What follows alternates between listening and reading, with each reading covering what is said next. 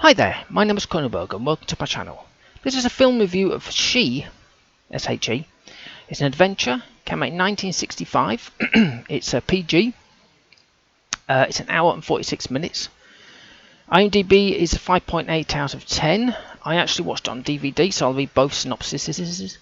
So IMDb is: an Edwardian archaeologist and two companions stumble across a lost city in East Africa, run by a beautiful queen whose love holds the promise of immortality.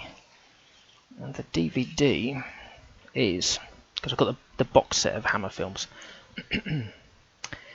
This adaptation of H. Rider Haggard's 1887 novel was Hammer's most lavish and most expensive film to date.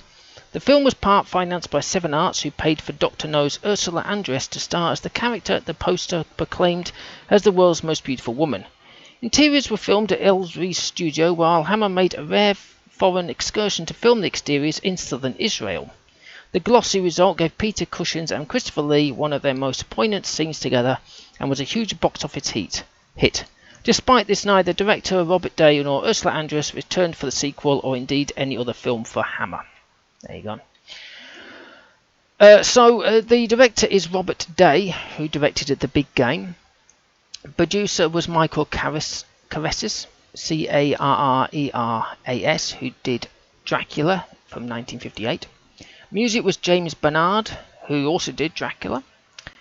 The cast, so we have John Richardson, who is Leo, who was in Black Sunday, he's on the right.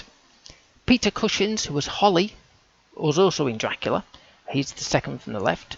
Bernard Cribbins was Job, he was in Frenzy, he's on the left. And Ursula Andress, who was Aisha, was in Dr. No, second from the right. Christopher Lee was Bilali, who was in Lord of the Rings. And Rosenda Monteros was Ustane from The Magnificent Seven. It was filmed in Negev Desert in Israel and Ellsbury Studios in Hertfordshire. That's for the actual studios. So as I say, it's a Hammer film. And I like Hammer films, so I was quite happy with this.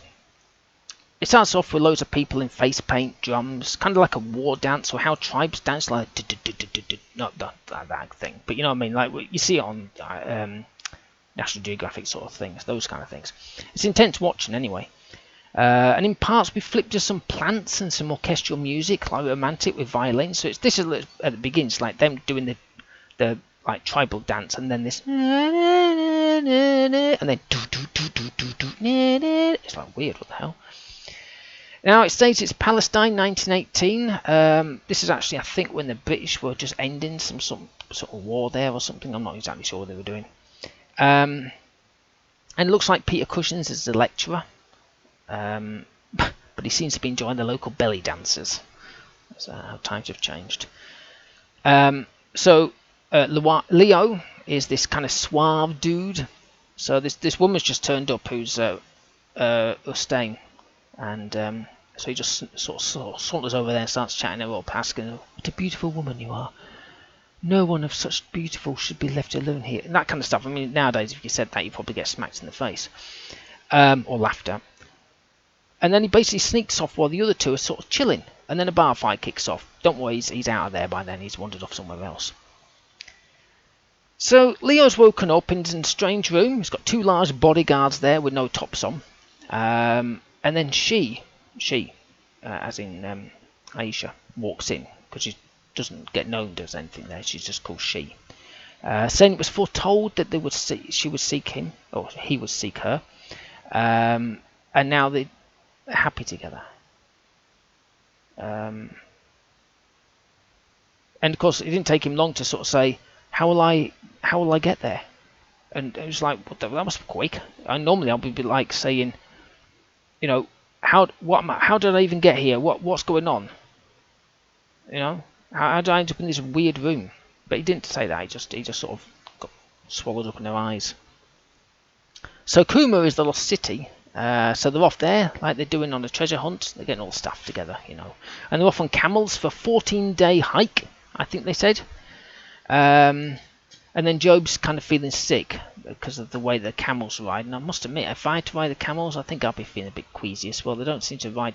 I mean, I don't know. I've never ridden a camel or a horse or anything, so I don't know. But it just seems a bit kind of like, you know, like you're on a seasick sort of thing. But they don't seem to have much bags for this distance that they're going. You look at the camels, there's like a couple of knapsacks and stuff, and you think, where's all their food? So I watched it on the DVD, and there's this bit where they're switching between them arguing in the desert, right? And this white line appears at the bottom. I don't know if it's just the DVD. I've watched plenty on this DVD. They've got like a box set of them, so I've never seen this appear just on this film. So I don't know if it's like that if you ever watch it on wherever you can find it. So now that they're in the desert, right, and they're getting near, and there's a load of guys and horses are there. Job looks up and says, the welcoming committee are here. And then Cushion says, I don't like the look of that chair, as in the owner, the boss, as it were. So you're in the desert, and you're low in water, right? You're traipsing through it, you're a bit haggard, sweat dripping off you, staggering on your left legs. You're drinking the last drops. Do you keep the containers, just in case you find an oasis or water or anything? Or do you just throw them away and litter the desert and just carry on? What do you think they did? So they're doing the tribal dance again. It's very hypnotic. I was watching it. I was just like, my goodness me. The music was great. And then there's this woman with this hat or somewhat of long straw, kind of like she's swaying her head, like she's headbanging. I thought, what needs some heavy metal in the background? Should be like sword. The army of She, they look like they're wearing Roman clothing, you know, red with those shields, kind of like if you watch Gladiator, that kind of stuff. As in the actual, not the gladiators, but the army and stuff like that. So it's kind of weird. It's like, are they supposed to be wearing that stuff? They're in Egypt, or wherever they were. It's supposed to be Egypt. Oh well, the Palestine, wherever that is. I don't know where it is. I love this bit how they climb up these huge steps. They're going up to the temple, as it were, and there's this huge step. It's about a height of a person.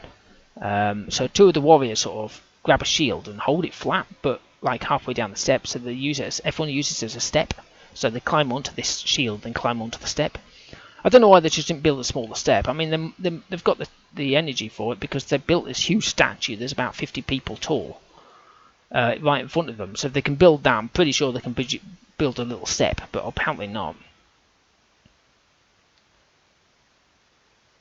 So I watched her order these men to sling 15 guys into a tribe from another tribe into a fiery pit. Apparently it's to be a lesson in obedience, but I don't know how that, because they're all dead. They says, "Hey, you need to follow obedience. This is going to teach you," and then just kills them all. It's like, I don't think they're going to learn. And the other people aren't there. Or maybe it's for the other people that's with her, I don't know. There's a scene where she's spoken, right? And she's given this ultimatum to Leo. And there's literally no music at all. While he's moving around, you know, what he's doing and stuff like that. It's literally silent. It's very rare in films. You know, mostly you've always got some music kicking in, even if it was something like that, it'd be like in the background, you know, if it's in the 60s. But there was none, it was just literally, my dear. And then he walked forward or whatever it was. The old fight scene. The intense music from Hammer that we're used to. When Dracula's riding a horse or something. If you watch Dracula films, you'll know what I mean. I love the ending though. It wasn't what you expect. It's a great film, good acting. It's an 8. But then of course I love Hammer, so there you go. Anyway, hopefully you've enjoyed watching this and listening to this film review of She. Please give me a thumbs up if you liked this video. Leave us comments in the comment box below. Please subscribe to my channel. I've got plenty of other film reviews, quite a lot of horrors, so the adventures I suppose. Yeah, okay. Well, thank you and goodbye.